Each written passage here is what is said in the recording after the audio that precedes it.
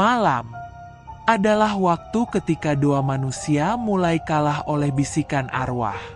Ada tempat yang tidak pernah tercatat di peta, tidak disebut dalam buku sejarah, namun namanya masih hidup di ingatan orang-orang tua desa. Mereka menyebutnya Rahim Batu Kalamantha, sebuah batu tua di tengah hutan, yang konon bukan sekadar batu, karena di dalamnya pernah ada ibu yang mati sambil mengandung. Dan sampai malam ini, ia masih menunggu anaknya lahir. Dan yang lebih mengerikan, setiap orang yang mendengar tangis itu tidak pernah benar-benar pulang sebagai manusia yang sama. Sebelum kisah ini benar-benar dibuka, jika kamu menikmati cerita-cerita horor beraroma legenda kelam Nusantara, jangan lupa subscribe Jurnal Malam, agar kamu tidak tersesat sendirian di cerita-cerita berikutnya. Namaku Raka. Tahun 2012, aku dan dua temanku, Dimas dan Wira, melakukan perjalanan penelitian folklore ke sebuah desa tua di perbatasan hutan Kalamantha. Desa itu aneh sejak kami tiba. Tidak ada satupun warga yang keluar rumah setelah maghrib. Pintu-pintu dikunci dari dalam. Lampu dimatikan. Dan yang paling janggal, tidak ada suara jangkrik. Seolah-olah malam di sana bukan bagian dari alam. Seorang kakek bernama Mbah Tarka, satu-satunya yang mau berbicara, berbisik pada kami. Kalau dengar suara perempuan menangis dari arah hutan, jangan ditoleh, jangan dijawab, dan yang paling penting, jangan merasa kasihan. Menurut Mbah Tarka, ratusan tahun lalu, ada seorang perempuan bernama Nyi Kalamantha. Ia hamil di luar nikah, dihukum adat, diikat di hutan, dibiarkan melahirkan sendirian.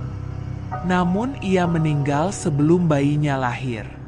Tubuhnya membatu, rahimnya menyatu dengan batu besar.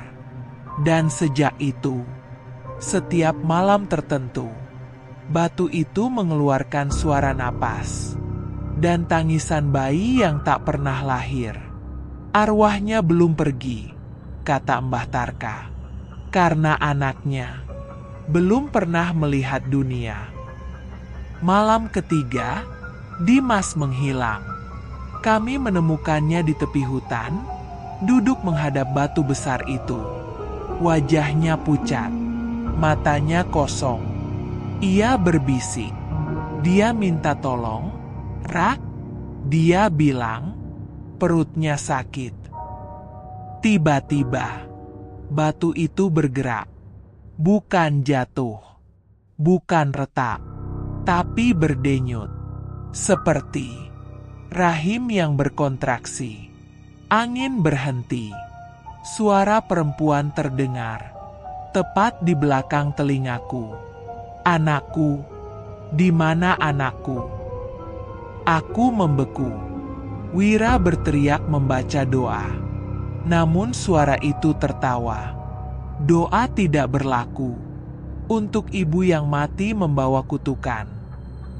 Dari batu itu, muncul tangan hitam berlumur tanah, mengelus perut Dimas. Kau hangat, kau bisa menggantikannya. Mbah Tarka datang terlambat. Ia hanya berteriak, jangan biarkan dia memilih. Namun batu itu terbuka sedikit, memperlihatkan rongga gelap berdenyut, seperti rahim hidup. Dimas menjerit, perutnya menggelembung tidak wajar. Tangis bayi menggema, bukan satu, tapi banyak. Mbah Tarka menangis.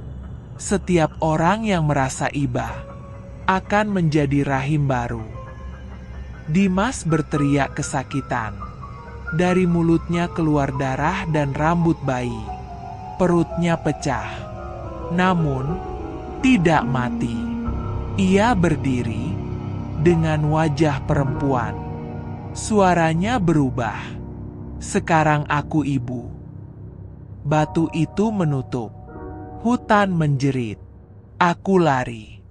Wira tidak pernah ditemukan. Bertahun-tahun kemudian, aku kembali. Desa itu hilang. Hutan menelan semuanya. Namun batu itu lebih besar. Dan di permukaannya terukir nama baru. Rahim Batu Kalamanta II. Dan di malam itu, aku mendengar suara yang sangat kukenal. "Ayah, kenapa baru pulang?" Legenda tidak pernah benar-benar mati. Ia hanya menunggu orang berikutnya yang merasa kasihan. Karena di dunia arwah, rasa iba adalah pintu paling mudah untuk dibuka. Selamat malam. Dan pastikan, jika kamu mendengar tangisan dari batu tua, jangan pernah menjawabnya.